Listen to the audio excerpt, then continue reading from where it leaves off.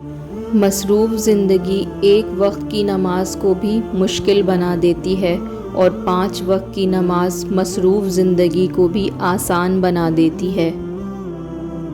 جسم کی تندرستی نماز میں ہے، دل کی طاقت تلاوت قرآن پاک میں ہے، دماغ کی قوت ذکر الہی میں ہے اور روح کی راحت درود شریف میں ہے۔ مغرب کی نماز کو اپنی امید بنا لو، عشاء کی نماز کو اپنا مستقبل بنا لو اور پھر دیکھو زندگی کتنی خوبصورت لگتی ہے۔ فجر کی نماز کو اپنا نصیب بنا لو، ظہر کی نماز کو اپنا مقدر بنا لو اور عصر کی نماز کو اپنی تقدیر بنا لو۔ نماز کی پابندی کے 5 انعامات: تنگ دستی ختم، عذاب قبر سے نجات اور دائیں ہاتھ میں نامہ اعمال ملے گا۔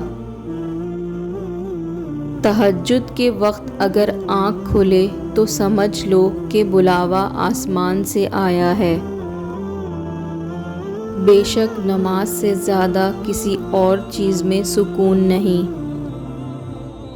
رسول اللہ صلی اللہ علیہ وسلم کا ارشاد ہے کہ ہمارے اور کافروں کے درمیان فرق نماز ہے، جس نے نماز چھوڑی اس نے کفر کیا۔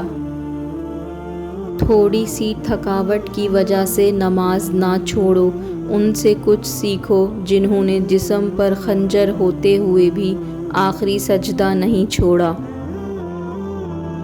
اپنے بہترین وقت کو نماز میں وقف کرو، کیونکہ سب کام تمہاری نماز کے بعد ہی قبول ہوں گے۔ تمام مشکلات کا حل سجدہ خدا میں ہے۔ نماز کے لیے سستی ایمان کی کمزوری کی علامت ہے۔ جو انسان 5 وقت کی نماز پڑھتا ہے وہ اللہ تعالیٰ کی حفاظت میں آ جاتا ہے، اور جس کی حفاظت اللہ تعالیٰ کرے اسے کوئی نقصان نہیں پہنچا سکتا۔ کل اگر فرصت نہ ملی تو کیا کرو گے؟ اتنی مہلت نہ ملی تو کیا کرو گے؟ روز کہتے ہیں کل پڑھیں گے نماز، کل اگر آنکھ نہ کھلی تو کیا کرو گے؟ جب وضو کرو تو جوان کی طرح تیزی کے ساتھ، جب نماز پڑھو تو بوڑھوں کی طرح آرام کے ساتھ، اور جب دعا مانگو تو بچوں کی طرح، کیونکہ بچے دل سے دعا مانگتے ہیں۔ صبح سویرے اخبار کی جگہ قرآن کا مطالعہ کریں تو واضح ہوتا ہے کہ اصل خبر اخبار میں نہیں قرآن میں ہے۔ نماز وہ واحد حکم ہے جسے اللہ نے آسمان سے وحی کے ذریعے نہیں اتارا، بلکہ اپنے محبوب حضرت محمد صلی اللہ علیہ وآلہ وسلم کو آسمان پر بلا کر تحفے میں دیا۔ تمہارا تہجد پڑھنا تمہارے رب سے عشق کا ثبوت ہے۔ نماز ایسے پڑھو جیسے تم سے زیادہ کوئی گناہ گار نہیں، بے شک اللہ سے زیادہ کوئی مہربان نہیں۔ نماز دنیا اور آخرت کے خزانوں کی چابی ہے۔ صبر اور نماز سے مدد لیا کرو، بے شک اللہ صبر کرنے والوں کے ساتھ ہے۔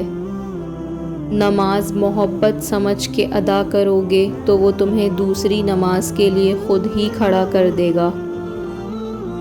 نماز اللہ سے ملاقات کا بہترین ذریعہ ہے۔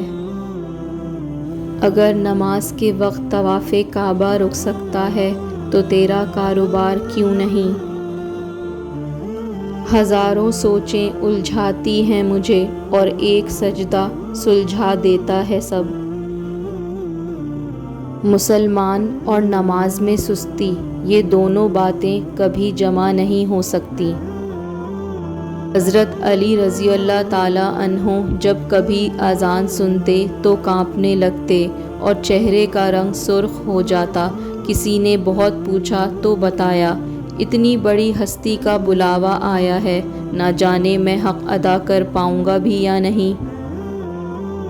جب انسان سے اللہ پاک ناراض ہو جائے اس سے سجدے کی توفیق چھین لیتا ہے۔ فجر کی 2 سنتیں دنیا اور جو کچھ اس دنیا میں ہیں ان سب سے بہتر ہے۔ جس نے صبح کی نماز ادا کی وہ اللہ کے ذمے میں آ گیا۔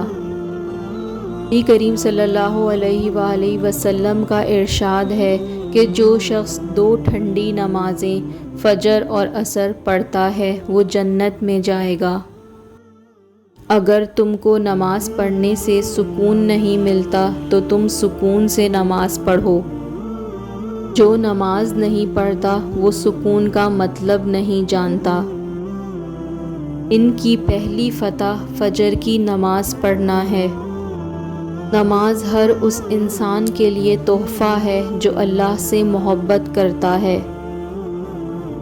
اپنی اولاد کو 7 سال کی عمر میں نماز سکھاؤ اور جب وہ 10 سال کی ہو جائیں تو نماز کے لیے ان پر سختی کرو اور ان کے بستر الگ کر دو۔ یاد رکھو نماز 5 وقت اور اخلاق 24 گھنٹے فرض ہیں۔